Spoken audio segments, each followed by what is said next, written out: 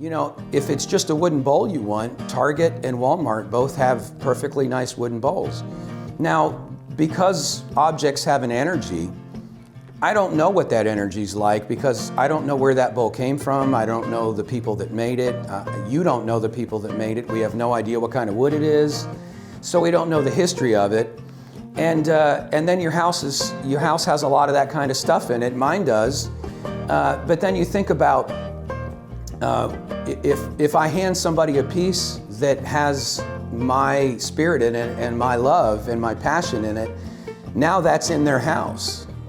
And you know, if you think about it for a minute, how many things in your life, in your home, in your car, can you say were made with love? Like absolutely made with love. Like if we go to Target or Walmart and buy something, it's manufactured, right? But if you buy something from someone like me, that's a part of me that's going to be sitting on your table, you know? And when you come in your house, that energy's there.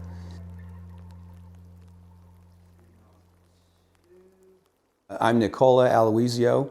I am a woodturner, and I live here in Abingdon, Virginia. Oh, well, I actually tried it for the first time back in high school, but then in about 99 to 2000, I think it was, looking for a new challenge, looking for a new craft, something to keep myself busy, and ended up buying a little tabletop lathe and to do small projects, and really quickly outgrew that. I realized that I wanted to do something a little bit more, and so that's what I did. I got a bigger machine, and I struggled at first on my own trying to learn how to do this, because this was actually really before YouTube or anything. So a lot of it was from videos and books. But things really changed for me when I took my first formal class, and was really blessed to meet an amazing teacher who I'm still friends with, by the way. And I saw turning done properly the way that I kind of wanted to do it. And I realized that he was the person to show me how to do this. After meeting this teacher and realizing how generous he was with his time and learning more from him all the time, it wasn't really until I asked him about harvesting. And I think that's when I really started to understand the craft, because he kind of said to me, if you really want to learn how to do this, like at a high level, we need to go to the beginning. We need to start at the beginning. And we went out into the woods, and he explained a lot to me about the material we were using. You know, we're talking about harvesting trees. And it really, that's really what started my appreciation for this craft, and made me realize through his help that if I wanted to do this at the level that I was hoping for, I needed to approach this process from the beginning, and I needed to do it with a certain amount of respect and a certain amount of attention and love, because we're harvesting an organic material, and I don't do it lightly. You know, there's like everything else, there's a way to harvest a tree. And I think that if you enter into this with that kind of respect for what you're doing and for the material, that carries all the way through the process. And you know, at the end of that whole thing, when you have a customer picking up one of your pieces, I really believe that they can appreciate, and there are people that can appreciate, all the love and passion and dignity that it was in that piece, every single piece I make. And it's really satisfying for me to have a conversation with people about what goes into doing this, and they get an appreciation for it. And you know, everything has an energy, every object has an energy, and I believe that because I put so much of myself in these pieces, I think there are people that really appreciate that. One of the benefits of what I do is I harvest all of my material myself from fallen trees or trees that have been removed, you know, from properties because of age or decay or whatever. And I get to give those trees a new life, you know, rather than them just being, you know, cut up for firewood, which is also a purpose. But I get to harvest those trees and bring them home, and I process them while they're still green. I rough turn everything I make while it's still green. and I put it on the shelf to air dry, and which can take, depending upon the time of year and depending upon the object I'm making, can take anywhere from 4 months to a year before that piece is dry enough for me to put back on the lathe and finish. And that really ensures that I sell somebody a really stable piece that's not going to move or crack or do anything like that after it's done. But again, that really helps me be connected to the final product and to what I'm giving people. It's a lot more fun to work with. It's and I like making big shavings. I guess I'm still a kid. I like making a big mess, and it makes a big mess. You're just making confetti and it's really satisfying. I bring bowl blanks in. I might spend a day harvesting wood and then bring them into the shop and then spend a day cutting them up and getting them ready for the lathe and then spend a whole day rough turning and then another day cleaning up, But it's a fairly simple process. I like to keep things simple. I don't overcomplicate anything. I rough turn stuff and it goes on the shelf, There's a lot of different methods like kiln drying wood and things, and I don't do any of that. When I was 19, I found myself in Okinawa, Japan, in the United States Air Force, and although I didn't do it all the time, I had the opportunity to see a lot of art and craft work in Japan, and I really appreciated a lot about what they do, about the Japanese aesthetic, and how they approach their idea of beauty. And the thing that appeals to me about that part of it is its simplicity. There's a simplicity to their work, and there's kind of an idea in the Japanese aesthetic that is art should speak to us quietly. And there's not a lot of embellishments, there's not a lot of unnecessary detail, and that certainly comes across, I think, in my work, because I feel like the more embellishments or the more details we put into something, the more we have to hide behind, you know what I mean? And it's like, I feel like you got to be brave enough to just make a perfect line, to make a beautiful form, and just let it stand by itself. After I lived in Japan, I ended up in Spokane, Washington, and was exposed to these Native American forms, and got a chance to see some really beautiful antique, ancient, Hopi pottery forms, and I love that too.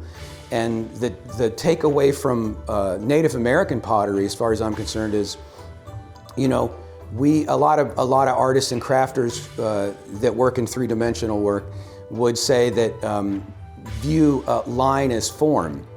And I think when it comes to certain Native American forms, line is volume. So their forms are very organic and very voluminous, and I really appreciate that, the natural beauty of an organic form, And then I found myself in Southwest Virginia, and I thought about how that's influenced my work or my approach to work, and I think that, surprisingly enough, one of the biggest influences on my work from this area, from Appalachia, is the music, And I know that sounds a little strange, but there's a rhythm to turning. In fact, there is I'm a big fan of music. I love all styles of music. One day I'll listen to classical or jazz. And I realized that the rhythm of turning really works for me with the same kind of syncopation that a good drum beat does, or a nice flowing bass line does. And there's a rhythm to it, and I really enjoy that. When I'm at the lathe, I always have my music playing, but there's a rhythm to that, and it kind of, I feel that it's really on a visceral level, like it really goes all the way through me, and it's so satisfying, especially because I work in green wood, so I can actually work it really fast. But that's really satisfying for me, especially that part of the rough turning part of the process. In a strange way, I don't even consider myself a woodworker, because I couldn't make you a kitchen cabinet, probably. I mean, I could, but it wouldn't be very pretty. But I realized that a lot of guys I talk to, I've been in a lot of woodworking shops, for example, that there's a lathe and it's in the corner covered up with stuff that's not being used. or it's really old, or they have a bunch of tools and they have no idea how to sharpen them, and which means you're not going to get much done. But it's true that it's a paradigm shift from every other kind of woodworking, really, because your material is moving. And you're working with the material, when it's moving instead of stationary on a workbench. And obviously it's a completely different approach to what you're doing. Between the wood moving and it being green, it's so much more alive what's happening. And I have so much respect for the incredible woodworking in this area, and the instrument making, the luthiers, it's incredible to me. I do not have the patience for it. It's not, this wood turning is so much more dynamic. It just really works for me in that way. I tell people it's actually a little closer to pottery, really, because I've thrown stuff on a wheel, and it's a lot closer to that actually than it is carpentry. It has become a spiritual pursuit for me because I'm probably more connected to this process than anything I've ever done with my hands. I really enjoy it. I enjoy every part of it. But it is, you're connected to this process, and it's like when everything is moving and you're flowing, it's a dance because you're controlling that tool. It's like where in metal turning, everything is fixed and you're rotating a dial, for example.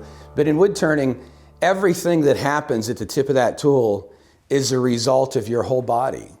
So you really have to be connected to this whole process because you're using your entire body.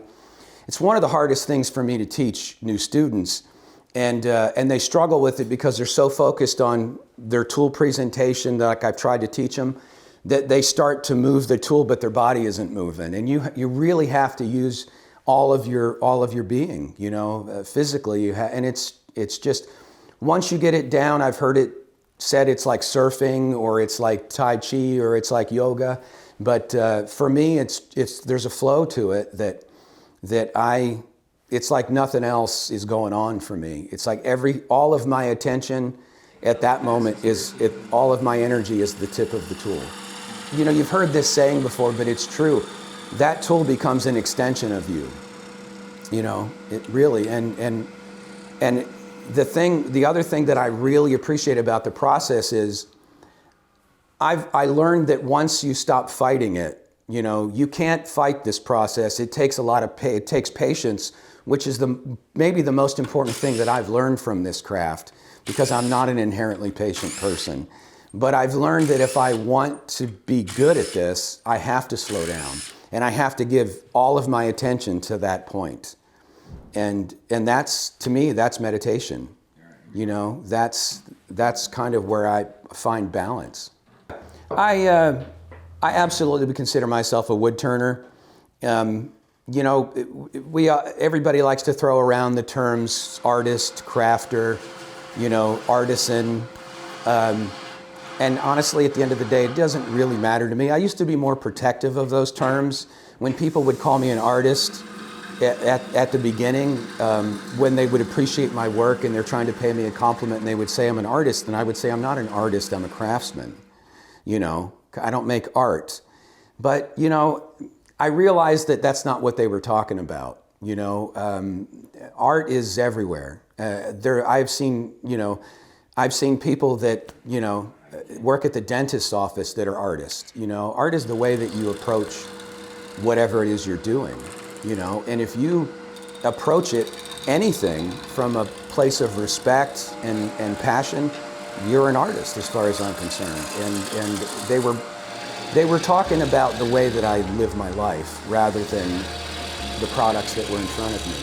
So I learned to be okay with that, because there is an art to it, even though I'm making salad bowls. But I don't think that what you produce has to be overly complicated. I think that there can be beauty in anything. There really can. There can be perfection in anything. I started selling my work about 20 years ago, maybe a little less than 20 years ago. But it wasn't really until recently that I had the opportunity to do this for a living.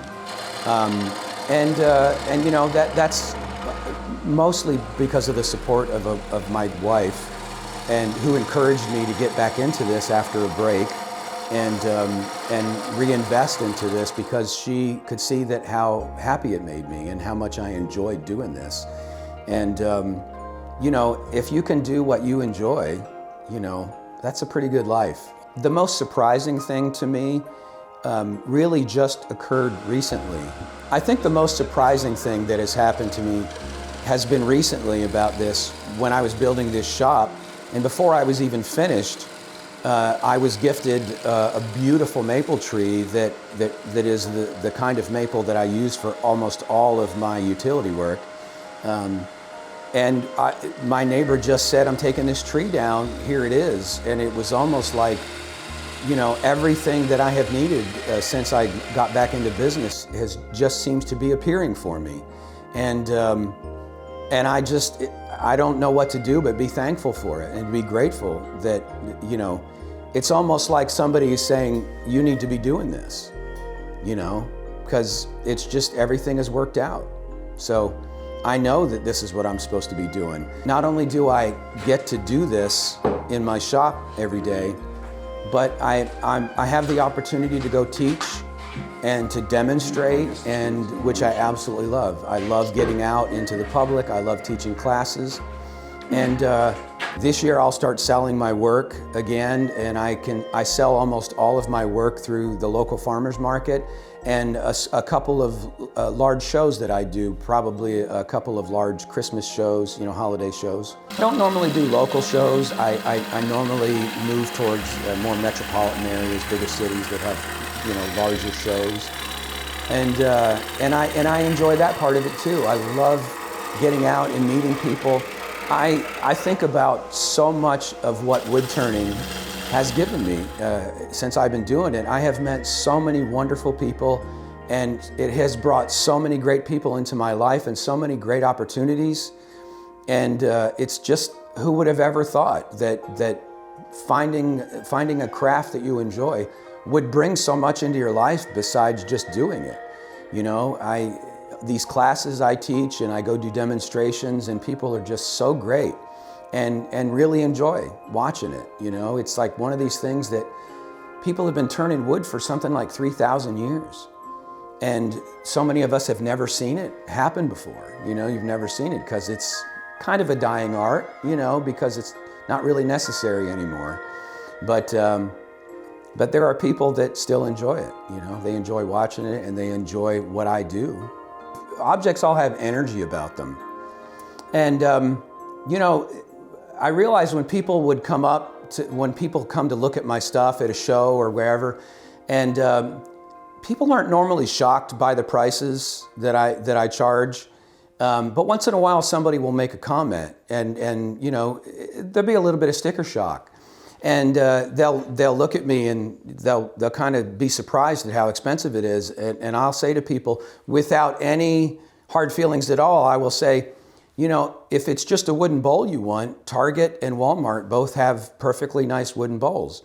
Now, because objects have an energy, I don't know what that energy's like, because I don't know where that bowl came from. I don't know the people that made it. You don't know the people that made it. We have no idea what kind of wood it is. So we don't know the history of it. And then your house has a lot of that kind of stuff in it. Mine does. But then you think about, if I hand somebody a piece that has my spirit in it and my love and my passion in it, now that's in their house. And you know, if you think about it for a minute, how many things in your life, in your home, in your car, can you say were made with love? Like, absolutely made with love. Like, if we go to Target or Walmart and buy something, it's manufactured, right? But if you buy something from someone like me, that's a part of me that's going to be sitting on your table, you know? And when you come in your house, that energy's there. And that's important to me. It really is. I care about that. I care about every time I go in somebody's house and I see a piece of my work, or, you know, that was gifted to them or they purchased from me. it always makes me smile a little bit, especially if it's being used, you know. If I see a salad bowl and it's got some dressing in the bottom of it, that makes me happy. Well, and I think people do appreciate it, and we use them, and I realize it's funny to talk to people that have purchased stuff from me in the past, and I might say something to them about it, you know, you still using your, oh, we don't use it, it's too pretty to use. And I tell people, you know, sometimes I joke with people at a show or something when I'm talking to them, and I'm like, if I come to your house, I better find some salad dressing in the bottom of this bowl. You know, I better see some cheese stuck to it somewhere, right? And I know you're using it. And it's funny, I think most people appreciate that my stuff, it's beautiful, but it's also meant to be used. It's meant to be handled every day. When I design my shapes, they're meant to be handled. They're meant to be picked up. They're meant to be washed. You know, they're meant to be rubbed with, you know, oil and put back on the shelf. You know, it's, I really appreciate that part of it too, that it's not just an object that's going to go on the shelf and be looked at.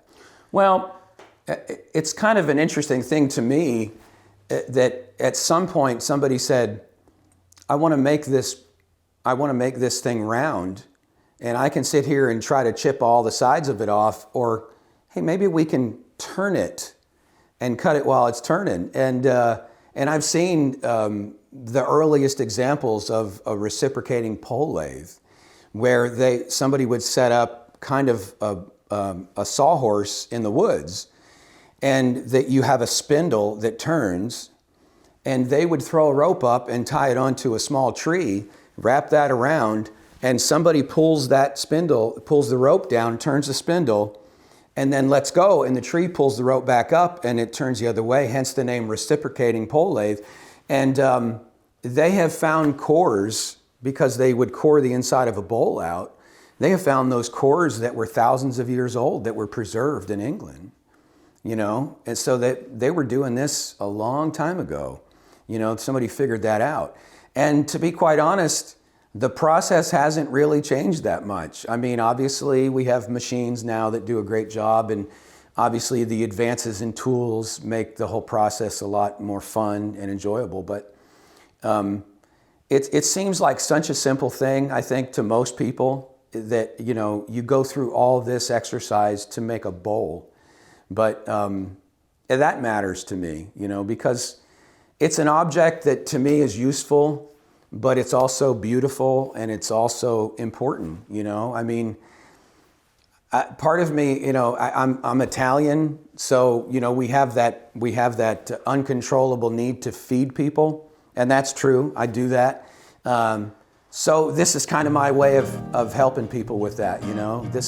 So there is a romantic part of that to me, that this is a vessel that's gonna feed people, you know? And it also is gonna be beautiful. So that fills an important need for me, you know, that it's an object that's going to be in somebody's home and that they're going to use, you know. They're going to sit around at some point and serve their family out of this.